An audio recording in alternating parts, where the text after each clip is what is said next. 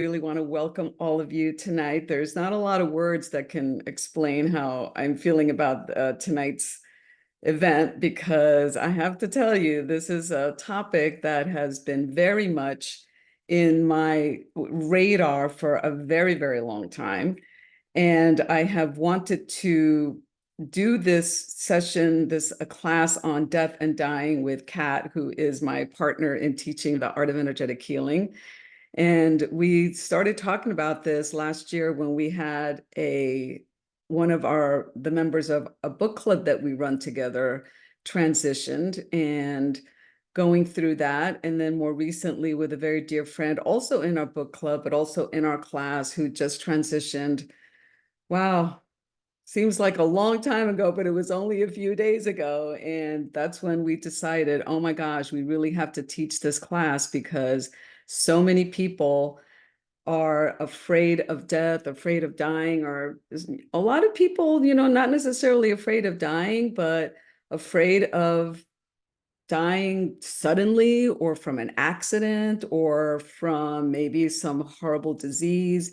So not necessarily do we think that we are going to die suddenly, but we have this sense of of the unknown. That's what really causes us to be in a place of tremendous amount of fear or trepidation or discomfort. So today, as I said in my email, we are going to have a very gentle conversation. We're going to have a very beautiful conversation. Imagine that you're in your living room. I'm in my living room. Kat is in her living room. I've got my tea, and hopefully you have your tea too. I said, go ahead and have some tea, and let's pretend some of you are in your living rooms. Let's pretend that we're going to sit around like old friends that we are, and we are all part of the same tribe. And so we're going to hit as many of your questions about death and dying as we can possibly fit in. So if you would, right now, the first thing that I want to do is I would like to have all of us center ourselves and ground ourselves. So you can close your eyes if you want. You don't have to, but close your eyes if you can, and center your attention in your heart. And take a couple of beautiful deep breaths into your heart. Allow yourself to be surrounded and enveloped by the gold white light that is emanating from the cosmic realms, all the loving supporting teams, the angelic realm, archangelic realms, the ascended masters and teachers and guides that we work with, all our I am presences, souls, essences, healing teams, and of course, Source Creator are here to support us in understanding and comprehending the information that will be coming through for us today. Feeling it not only in our heart, but feeling it all the way down to the last molecule in our bodies, so that we can activate light within us and help us to understand these processes that can be so difficult and at times confusing to comprehend. We all know we have a soul, but do we really all understand the multidimensional aspect of who we are in our essence? And that's what we're going to talk a little bit about today, and the process of transitioning in physical form. Why are we in physical form to begin with? If we were once all light and energy, why do we have to come to this dense world? We're going to talk a little bit about karma and agreements, and why we incarnate, and how we are going to return to the essence of who we are. And so we ask Source Creator and all our supporting teams to hold us in their hands, in their love, in their embrace, helping us to understand what pieces of this conversation are relevant to us. What do we need to understand? What do we need to know? And our intention is to bring a level of peace, tranquility, and harmony to everyone today, so that whether you are experiencing a possible transition in your life through someone that you love, or maybe even yourself, we want to bring you the level of tranquility and harmony and serenity and peace within. And we ask all our supporting teams to be here for us. So take another deep breath into your heart. And we are anchored here. All righty. So again, we want this conversation to be relaxed. We want to bring into it a nice ease and flow. So you're going to have questions. If you're here, it's probably because you have questions. It's very difficult with as many of you that are here to understand truly what is your level of understanding and what is the, I guess, the sophistication of this conversation, because there are so many of you here. Now, there's nobody here that requires understanding that we are not just a physical body. We all know that. However, all of us have different trainings in terms of not just our education, but we have a different training in terms of how we were raised. We have different ideas and different belief systems. So you have some questions. So what we would like for you to do is to jot them into the chat room. And between Kat and I, we will address those questions as much as we can and integrate them into our conversation. So there's a chat there. If you put your questions in there, we will make sure that we will answer them. We are also going to allow 30 minutes. So at 8 o'clock Eastern, you're going to be unmuting yourself and allowing yourself to come into the conversation and ask your questions live. Now, these questions are going to be answered in a few ways. One of them is going to be through our experience, Kat's experience, my experience, but some of the questions are going to actually be answered by the masters that I work with. And maybe even some of your guides will pop in, because every once in a while when I do some of these sessions, guides come in that I don't know who they are. And I assume that they belong to the tribe here, because that's usually how this stuff works. We are a tribe. Those of you that registered for this program, whether you're here live in the Zoom or you're listening to the recording, you are part of the tribe, the collective tribe that has expressed an interest in this conversation. And so we have a group of guides and beings that are here to help us. So they may come in. So some of our questions may possibly be answered by these guides or certainly by the masters that I work with. Okay, so make sure you pop your questions in there so that we are able to address them. All righty. So we are going to get started here, and we're going to kick this off by talking about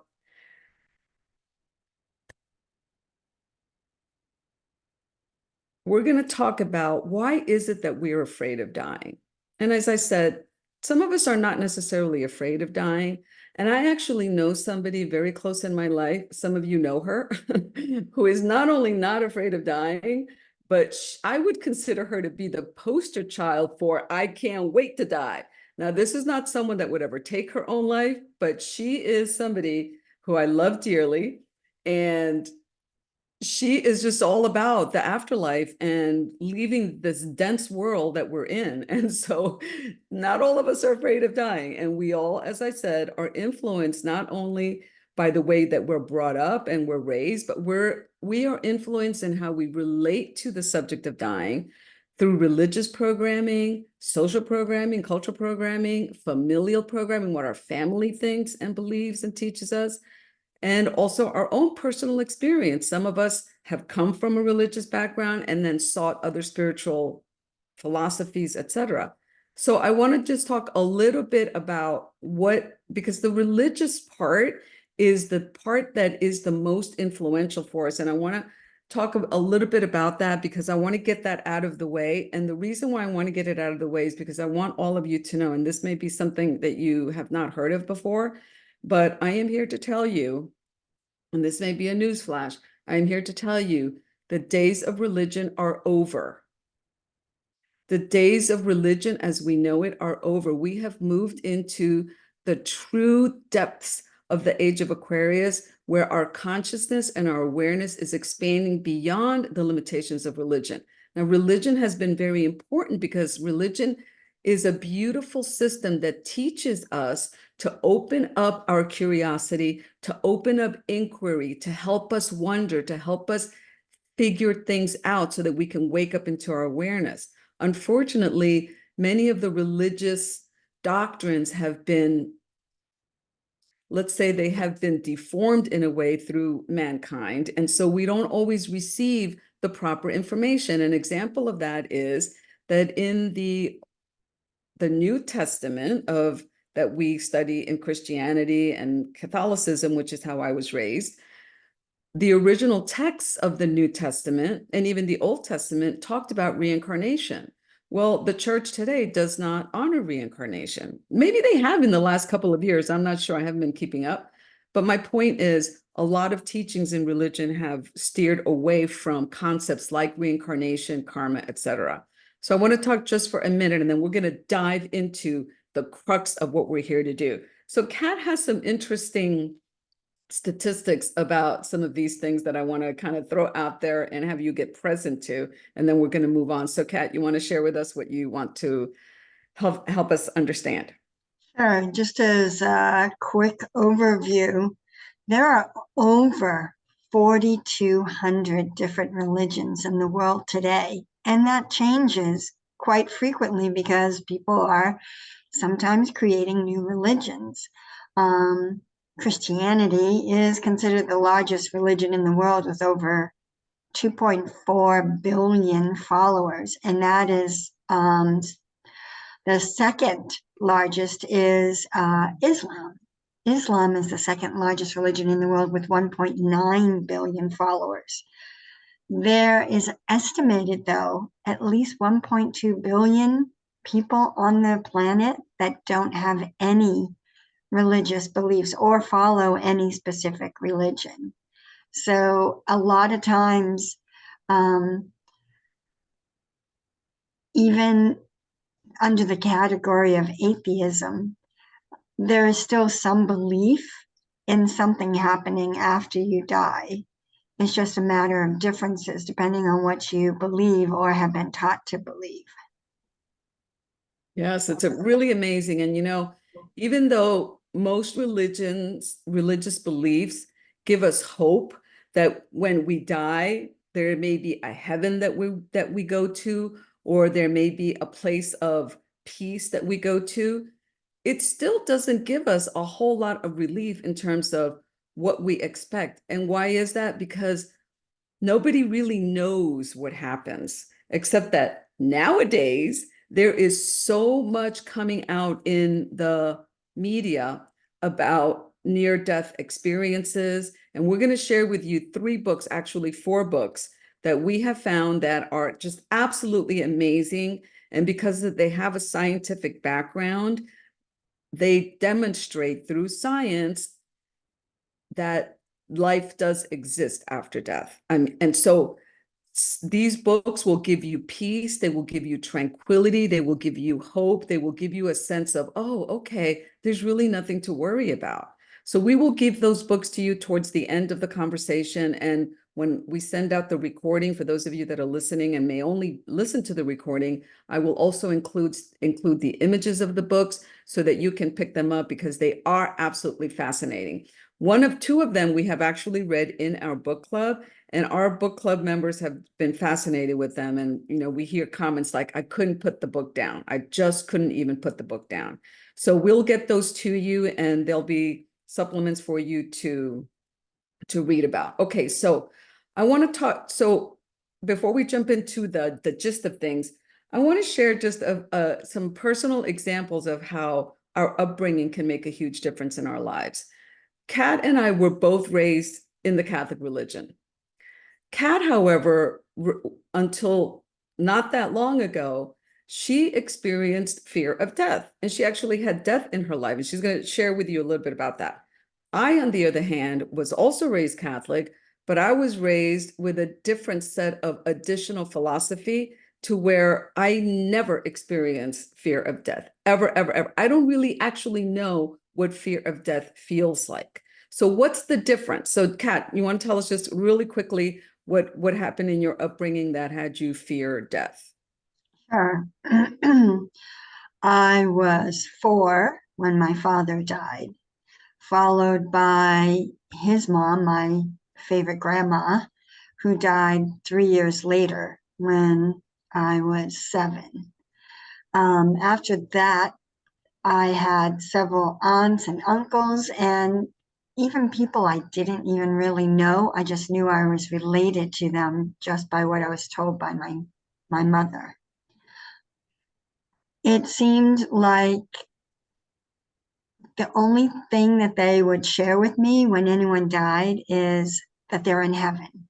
They always went to heaven. And if I questioned why they went to heaven, it was because they were good.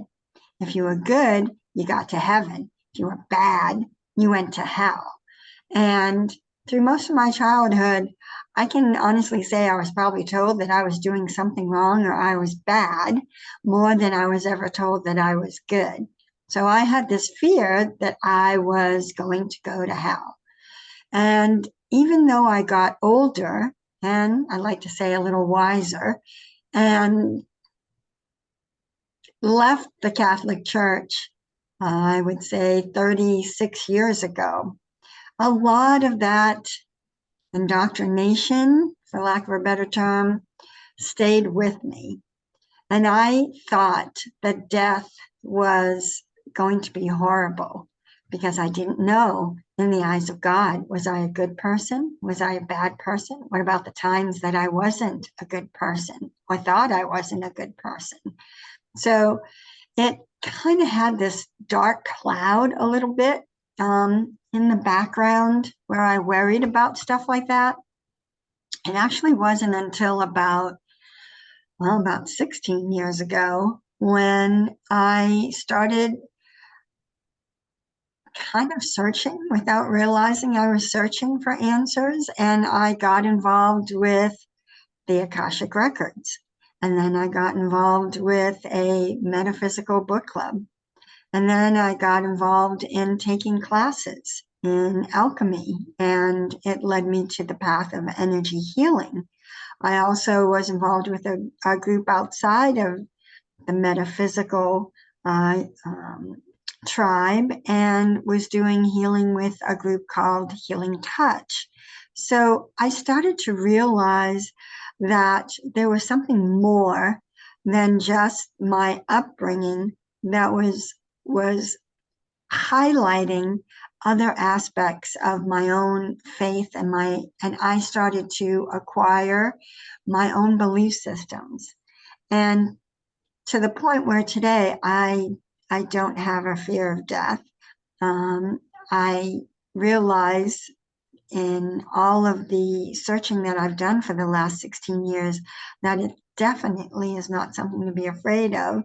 And there's actually a lot more to look forward to in that new life as opposed to the life that I'm living now, even though for those of us who do believe in reincarnation, this is just one of many and probably many more to come. So I look at things a whole lot differently now. Awesome. Thank you, Kat.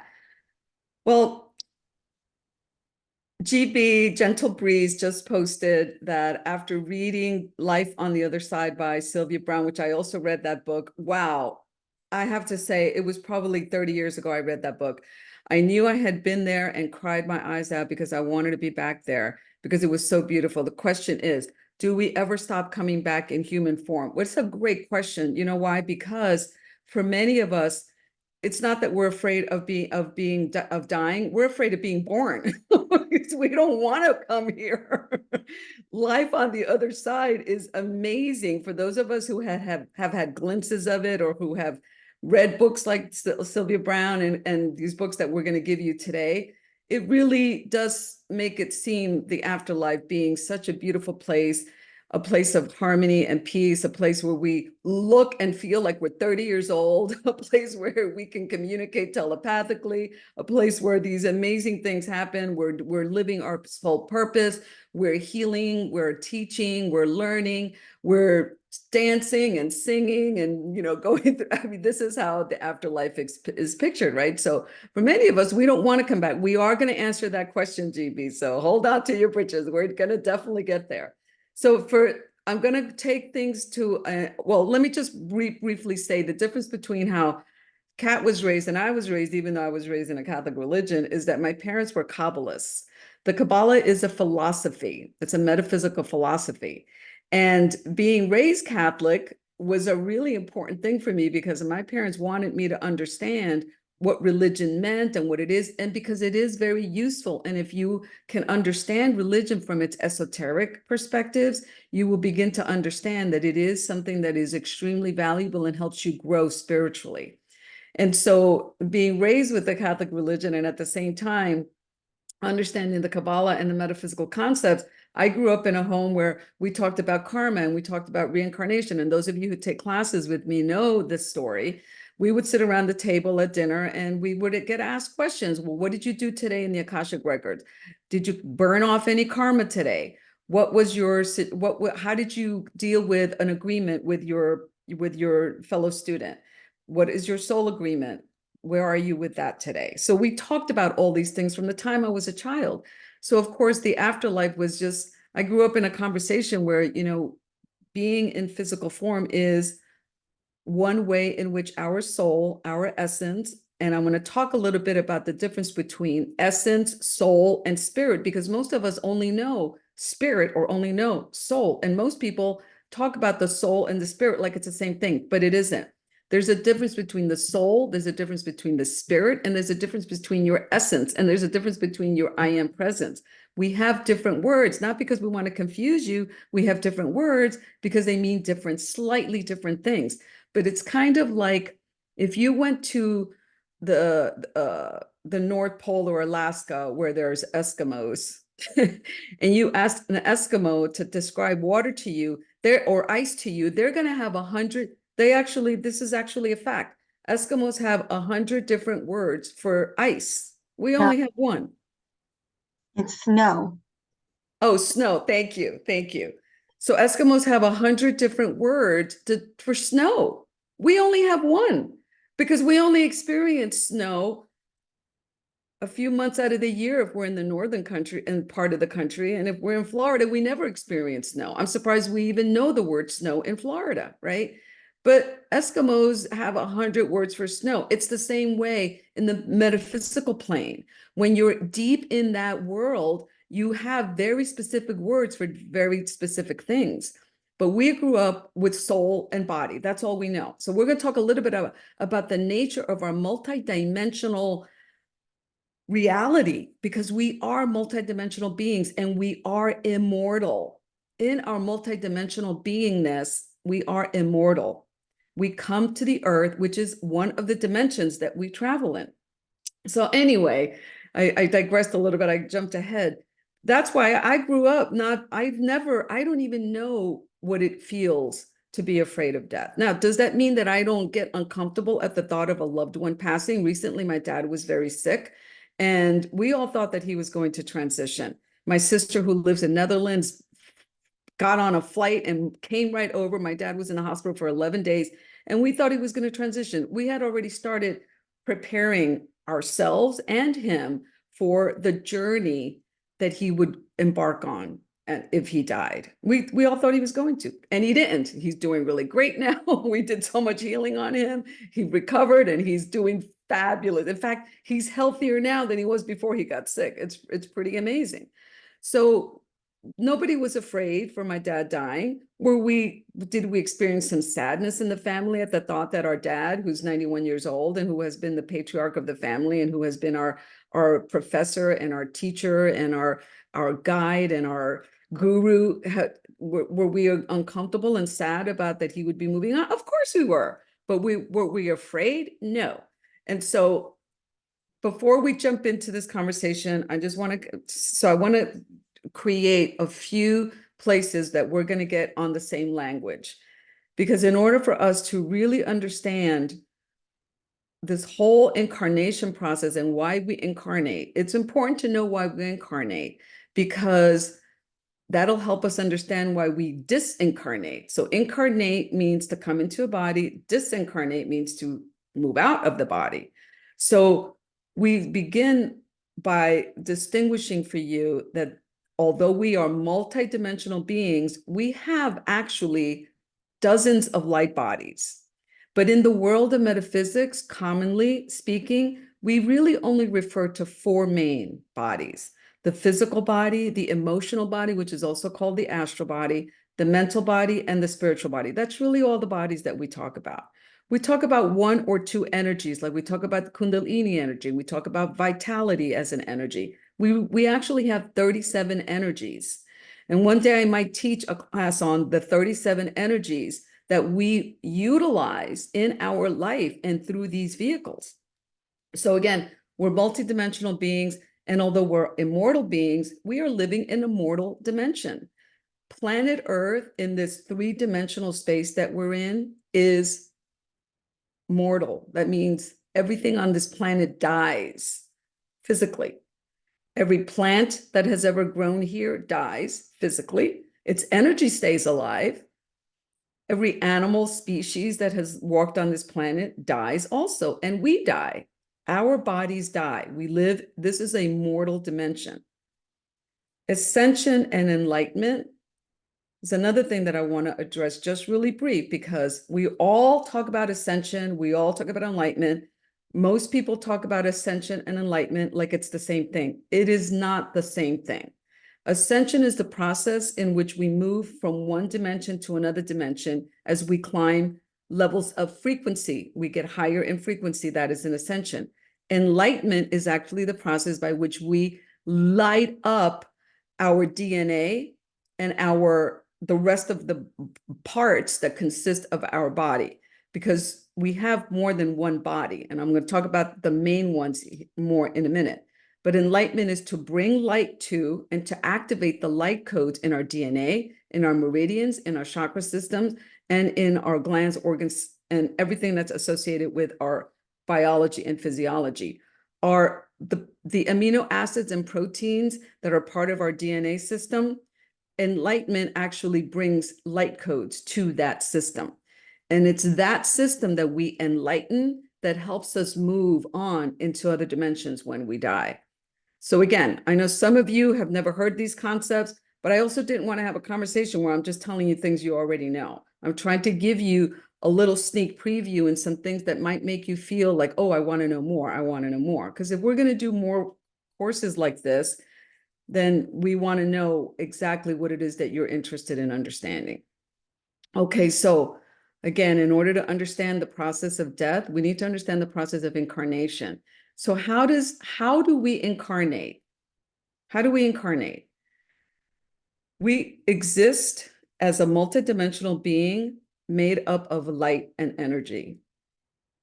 In order for us to come into a physical body in human form on this earth, we have to slow down our frequency. When we are outside of physical form, our frequency vibrates at a very high speed. But in order to come to Earth, we have to slow down our frequency.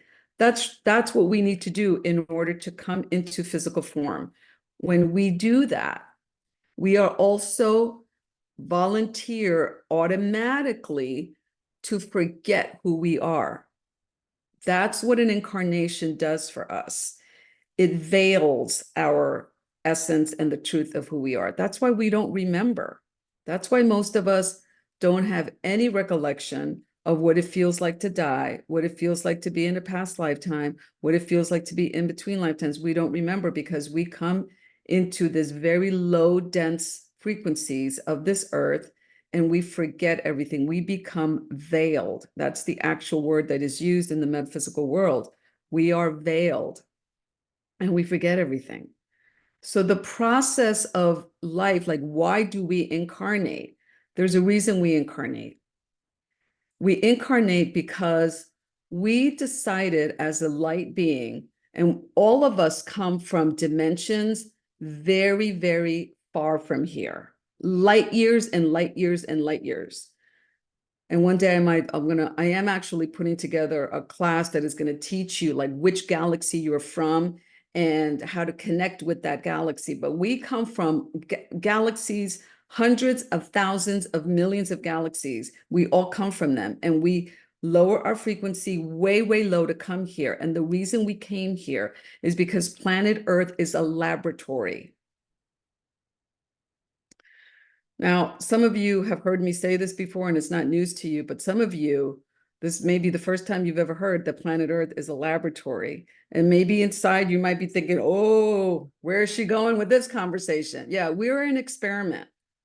Now, I want to invite you that if that concept feels too foreign to you and you just can't take it on, don't. It's okay. You don't have to believe it. You don't have to take it on like it's the truth. Nothing that we say here, you have to take on like the truth. I'm giving you some ideas and some notions for you to further explore on your own, because you should never, ever, ever integrate as your truth someone else's truth. So I'm giving you information that I receive through my meditations and through the sessions that I work on with people, the books that currently involved with, but mostly it's through my connection with the beings of light that I am in constant communication with. So, but if it doesn't resonate for you, that's okay. You've got to do your own exploration and find what resonates for you. What I'm here to do is expose some things to you to trigger you into awakening some of these memories.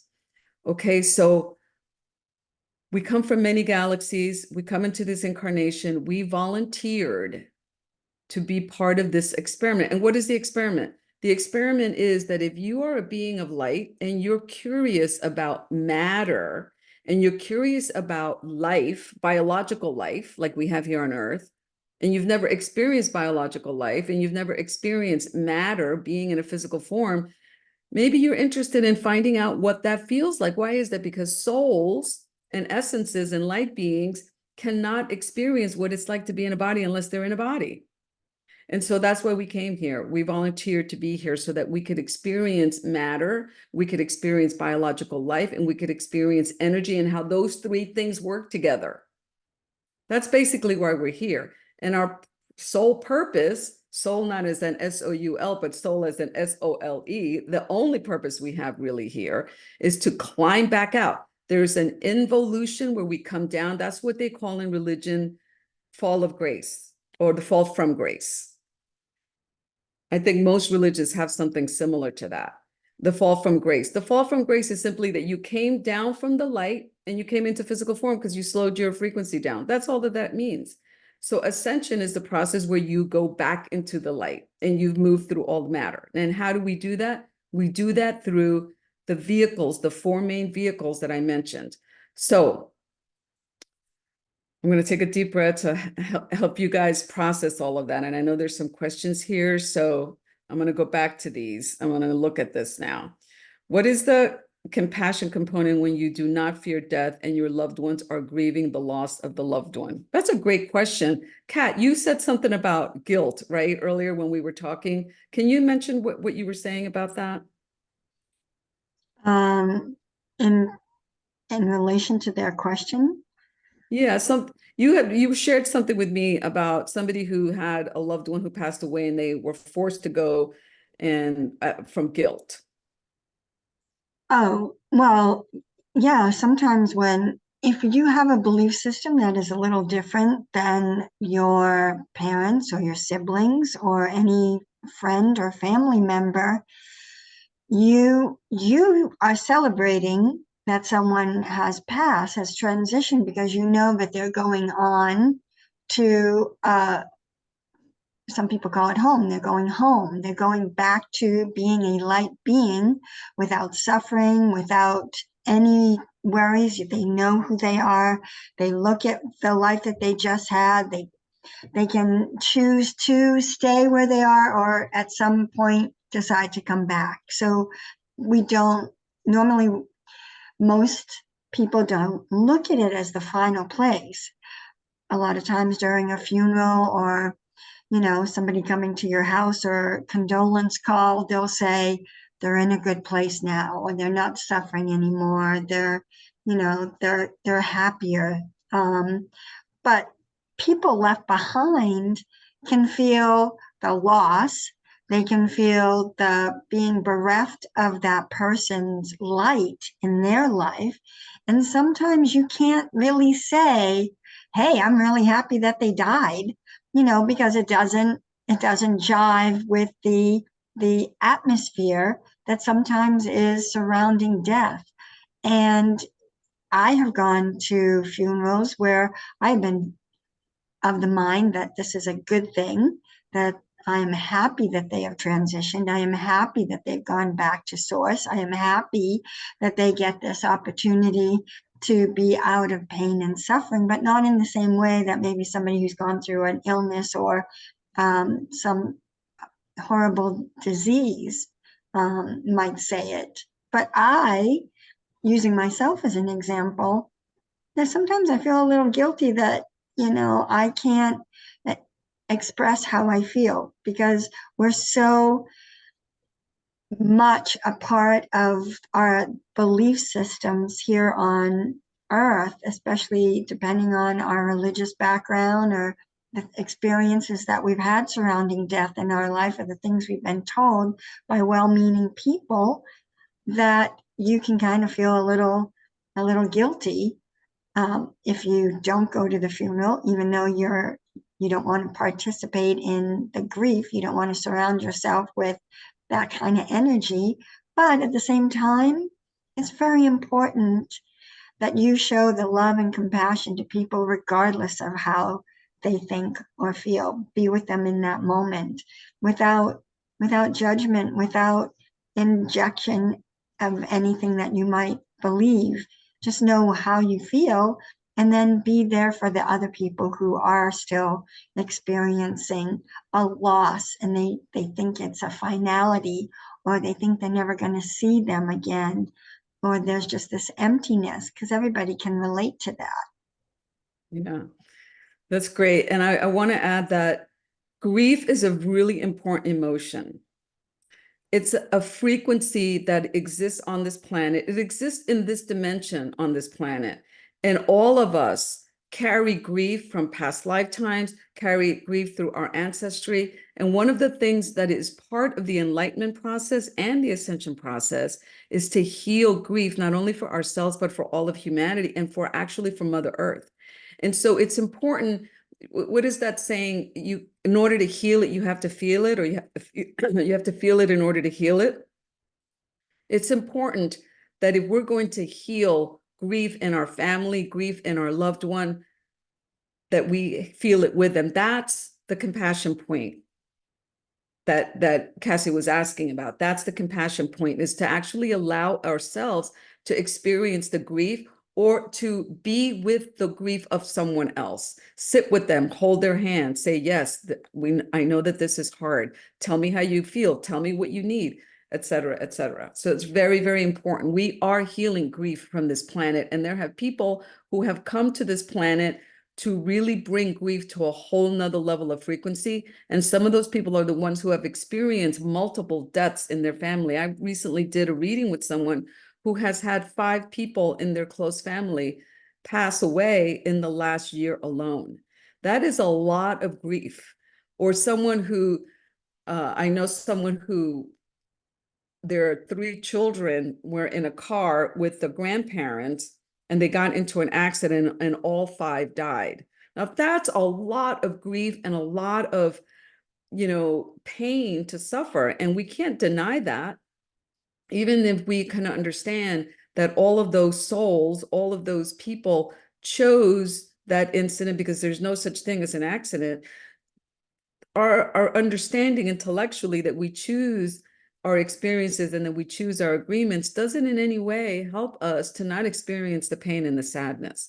So yes, it's very, very important. All right, Elaine has a question. If we are veiled when we incarnate, how is it that we can meet someone in this lifetime and know we have met them before? That is because when we see mainly through, in physical form, we see mainly through 5 senses. But we have other senses that don't belong to the physical body. They belong to our other bodies. We have an emotional body, which we call the astral body. That astral body has a lot of other senses. That astral body can see things in past, present, future, and can also communicate telepathically as the mental body can, as well as the spiritual body. And our soul, which is the vehicle that we drive in the spiritual world, sees everything. So even though we may not realize how we're seeing it, we actually are seeing it through the eyes of our soul. And that's part of the training that is going to help you when you transition to transition into higher planes. And we're going to talk about the importance of when you do pass or when you are helping a loved one to transition, what is the importance of clearing karma and why do we want to raise our frequency? There's a reason for that. So we are always seeing with our inner senses, with our clear channels. We just don't always know that we are. And that's why we do experience that knowing. The last thing I want to say, and because that could be a question that we could take a long time with, but there's another reason also, Elaine, and that is that we have an auric field around us. There's orbits of light that emanate from our chakra systems. We have up to 12 auric layers in our aura. When we come in proximity to someone, our auras intermingle. And when we have past history with that person, it is encoded in that auric field because that auric field also contains codes that are related to the DNA that we bring. And our DNA is not just physical, it's also spiritual. And so we carry a particular DNA coded memories of everything in our experience, everything in our life, past life, future life, present life. And so it is reflected also in our auric field. So even though we may not, even though physically or even emotionally, or even mentally, intellectually, we are veiled, our auric layers know each other. And that's why we can recognize them. Okay, can we accidentally manifest someone else's death by giving it so much fear and worry because we are so, no, well, you cannot do that. There's only one person. Okay, let me finish the question. Fear and worry because we are so scared to lose a loved one, having an unhealthy fear that my husband will die. I'm trying to release this fear, but it's a real struggle. Okay. We cannot cause someone else's death by being afraid of them dying. Because why is that? Because only our I am presence, our soul, with the assistance of our guides, decides when we go. That's it. So in your case, Lucy, what I am seeing is that you actually did lose your husband in a past lifetime. And that is why you are experiencing the fear of him dying again in this lifetime. So that happens because, again, those memories are encoded in our DNA. So even though we may not be aware that that's a memory from a past lifetime, when we are having certain fears that seem to not make sense, that one place to look at is, go into your heart, do a meditation. I wonder if I've had a past lifetime with this person and they died, and that's why I feel it. Or if you have an unusual fear of drowning, for example, and you're deathly afraid of the water, and there's no reason why you would be afraid of the water, maybe it's because in a past lifetime you drowned or someone you love drowned. And so that is going to create a little scar, so to speak, in your DNA frequencies so that then that gets triggered in this lifetime. Okay. Okay, Isaac is asking, are you going to share some information regarding the astral plane? Yes. Okay, that's what we're going to go into next. And then we're going to do an open Q&A so that you guys can interact with us. So let's go through the process of the astral, what happens when we die. So I was talking about the dimension. So just really briefly, when we come into an incarnation, we come fully equipped with agreements, soul agreements and contracts for experiences and for relationships. Through those experiences and through those relationships, we handle what is called the fulfillment of agreements and also the fulfillment of karma. Now, I need to talk about karma and agreements for a moment, because then when we're talking about the astral plane, it's going to make sense to you. So what is karma and how do we move through karma in each lifetime? There's a lot of different ways to explain karma. I usually like to explain it that it's a universal system of debits and credits. We build up, just like when you go to the bank and you make deposits, you can also make withdrawals. You can't withdraw more than what you have deposited. Karma is a system of a recorded system of experiences in your life. Every experience that we have in our life, we see it in two ways. We see it from a positive aspect, that's the credit, and we see it from a negative aspect, that's the debit. Typically, when we have an experience that is negative, if we don't get the lesson that we set up to get through that experience, we create karma, which causes us to have a similar or the same experience over and over again until we get the lesson. That's karma. A positive aspect of an experience creates a canceling out of karma. Now, one thing that has happened that I really want you to understand is that in the last 50 years, really since we turned the century in 1900, there has been an influx of cosmic light coming into the planet that has accelerated the way in which we process karma and in which we process agreements and in which we process the ascension journey of our souls in a body, which means it used to take hundreds of years to clear a particular karma, and we would have to come back over and over again. This is to the earlier question that GB had about when can we stop the cycle of being reborn? We stop the cycle of being reborn when we become ascended. We've moved up to certain dimensions and we have enlightened all our DNA with our bodies of light, which I'm going to talk a little bit about that, but we may not have time to go into that in great detail. So we end the cycle of rebirth when we clear all the karma that needs to be cleared. We can do that before we die.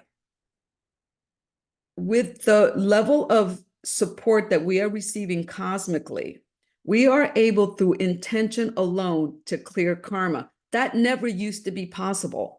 This became very possible. And for those of you, especially those of you who work with energy, you are energy healers, you work with energy, you know how to meditate. Some of you are mediums where you can actually connect with higher planes and spirit beings.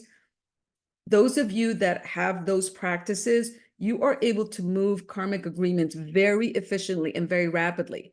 And as we move karmic agreements, we are able then to move our frequency to where we can then traverse different dimensions. So now let's go through the process of when we die, what happens.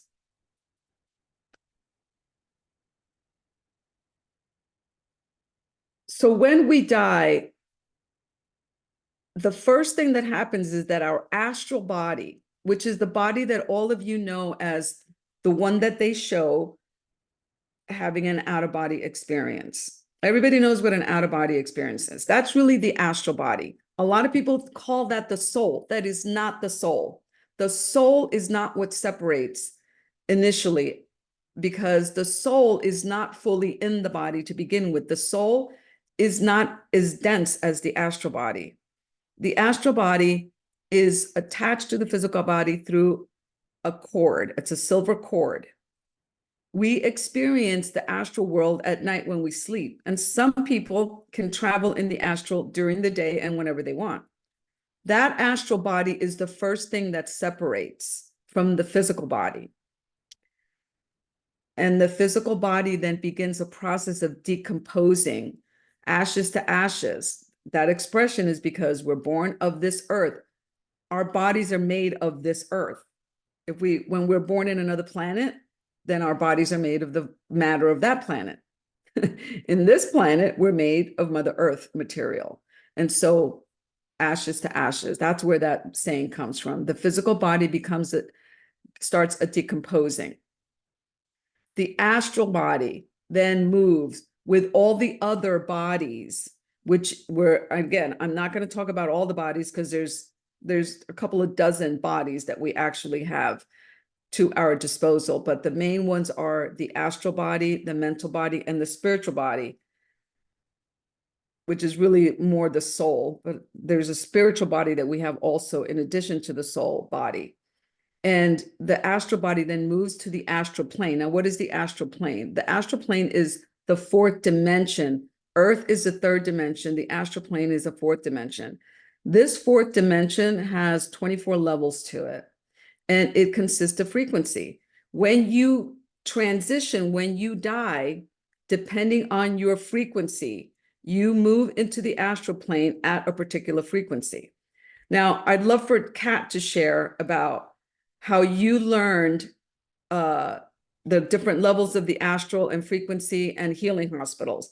Because when we die, depending on how much trauma we've experienced in our life, and depending on how much and where we have raised our frequency to, and there's a lot of factors to that, we move to that plane. So, Kat, will you share that from your perspective since you learned that? I grew up with it, but you didn't. So I'd love for them to hear it from you. Sure. Like most of you, or some of you, I shouldn't say most of you, and that would be an error on my part.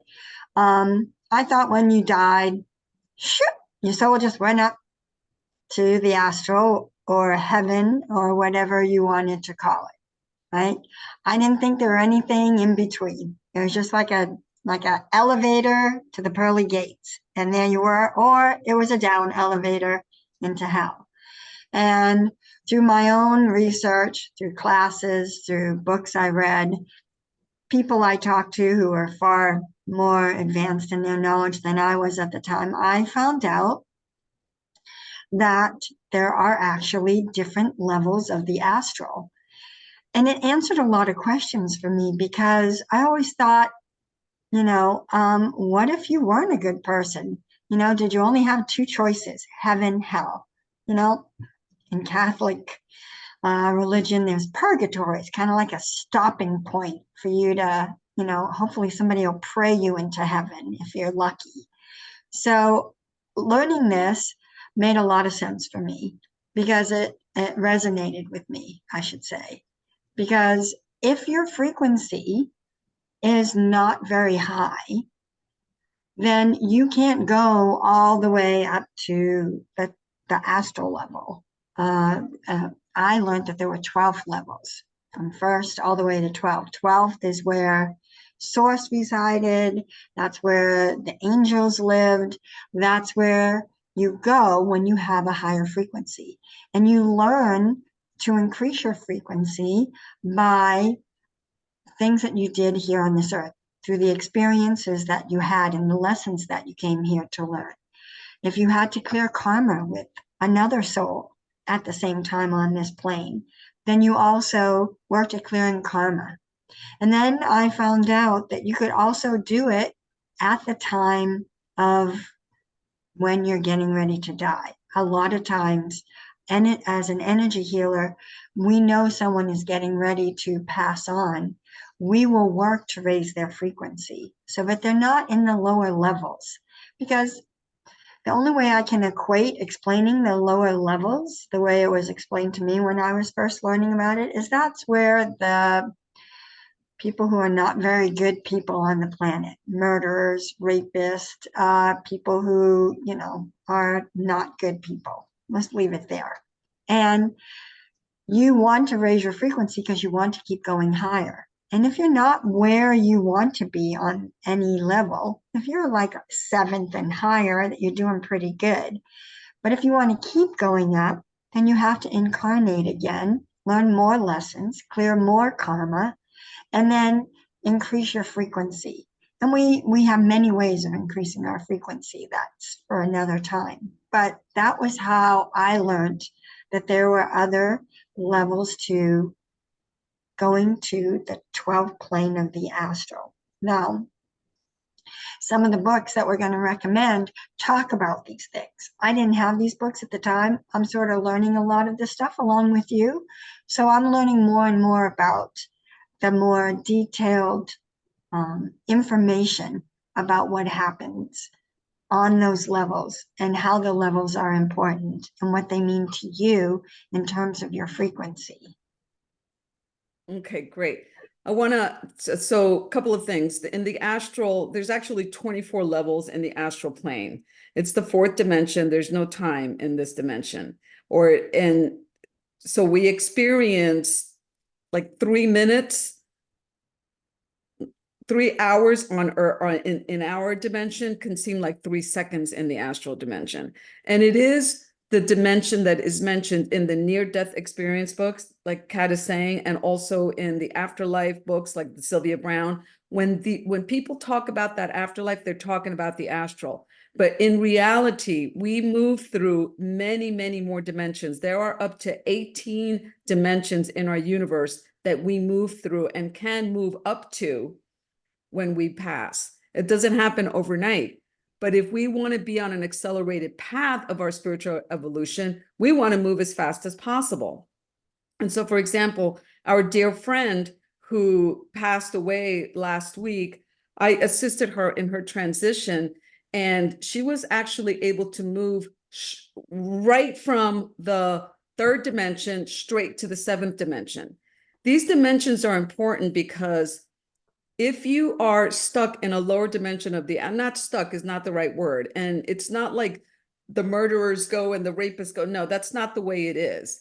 It's based on frequency. So the lower dimensions of the astral plane, which is focused around emotions, you're going to experience emotions that are more low frequency. So in the lower planes of the astral, you're going to feel still fears. So if you die in fear, chances are that fear frequency is going to have you be in a lower plane of the astral. The only thing that means is that it's going to take longer for you to move through all the planes of the astral to get into the higher planes, which is where all the angels and all of that. So that's the reason why you want to raise your frequency as much as possible before you do transition. Our dear friend was able to skip the fourth dimension altogether because of the work that we did. And she was able to go straight into the seventh dimension, where she activated her what is known as the incombustible light body, which consists of a lot of different components that are a reflection of our physical body, but at a much higher frequency. And so she was able to go straight to the seventh dimension, which is the dimension in which we perfect who we are as souls before we go on to higher planes where it's more of an essence thing. So we're running out of time, but I want to talk about, Kat, you want to say something? Yeah. My description of the lower level saying that it's people who are not good, I did leave out the fact that they are obviously at a lower frequency. So it just as a correction. Yeah, it's just that there's no judgment in the astral plane. Nobody is saying, okay, you did, there's nothing about judgment. I just don't want any confusion for it. There's no judgment here, like religions teach us. When we commit a murder, for example, we are creating karma, and we have to heal that. We punish ourselves and we take responsibility for that. There's nobody going to punish you. There's nobody going to send you to a purgatory, or that doesn't exist. That is not real. When we commit crimes against humanity, when we commit crimes against loved ones, when we commit crimes against animals, when we kill, when we defame, all those things, let's not call them sins. Let's call them ignorance and unconsciousness. And that level of ignorance and unconsciousness has us vibrated at very low frequencies. And when that happens, we need extra healing. And that's why in the astral plane, there are healing hospitals. There's a lot of angelic support. There's a lot of beautiful beings of light that receive us there. And our loved ones that have passed are there too, to help us come into. Remember, there's 24 layers in the astral plane. It could take a long time to move through those 24 layers, but each level that we go up, we become more pure light until we can move into the fifth dimension and the sixth dimension and seventh dimension, all the way up past the 18th dimension. So I think we're going to have a whole nother class on these dimensions because it's pretty interesting. So I want to just talk about completing agreements. In helping someone to transition, let's say you have a loved one that has a terminal illness. If you want to help them to raise their frequency and be in the best possible condition, let's say, to move through their transition process, it is very important for you to help them complete agreements in their life. If they have agreements with relationships that are incomplete, in other words, where there is no harmony, let's say people that they haven't forgiven, people that they haven't taken responsibility for having hurt, those things need to be completed. And that's actually a tradition in some religions where that's the rites of passage, and that's where that all comes from. So it's very important to do that. That in and of itself helps you to raise their frequency and helps them raise their frequency. Also clearing karma and agreements. There's this whole new field that's coming out that is called a death doula. And I'm going to have Kat talk a little bit about that, because more and more, we are becoming a society and a humanity that is embracing the notion that death is a transition process of moving from one dimension to another. It's a journey. It's the only thing that it is a transformation and form. We move from physical form to emotional form to mental form to spiritual form to essence form to soul form, et cetera, et cetera. And so there's nothing that is final about death. It is just a process, a transition. But it is part of the evolution of our spirit and our soul. And so we want to be able to make the most of it. We want to make the most of it. So that's what a death doula could do as well. And I'll have Kat talk about that for a second, and then we're going to move into the open Q&A because I know you guys have a lot of questions. But the last thing that I want to share is, what is a spiritual transition minister? I actually I began about maybe 3 years ago. I started to experience people contacting me to help them understand how to prepare for, and it was mostly for them. How can I prepare for my loved one who has a terminal illness and is passing, or can you help my loved one? They're in the hospital right now. They're in their last stages of life. Can you help them? And so I've been stepping in what I'm calling now a spiritual transition minister. And, I am an ordained minister. I just celebrated 7 years of being an ordained minister. And while most ordained ministers are more focused on weddings, I really like working with people that are going through transition. And that's what I did last week, which was such a beautiful experience for me. And to be able to help that family and to help my dear, dear, dear friend to be able to raise her frequency and move her karma so that she could skip the fourth dimension altogether and go straight to the seventh dimension. That was really such a wonderful place to be, to watch her soul elevate in that way. Okay, so Kat, do you want to talk about what a death doula is?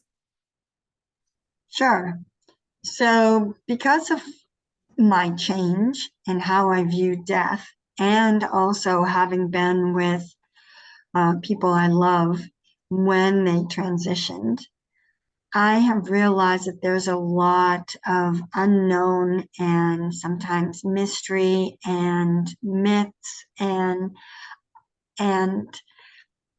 belief systems that can make it difficult to deal with the passing of someone that you love. And I have been looking into becoming a death doula.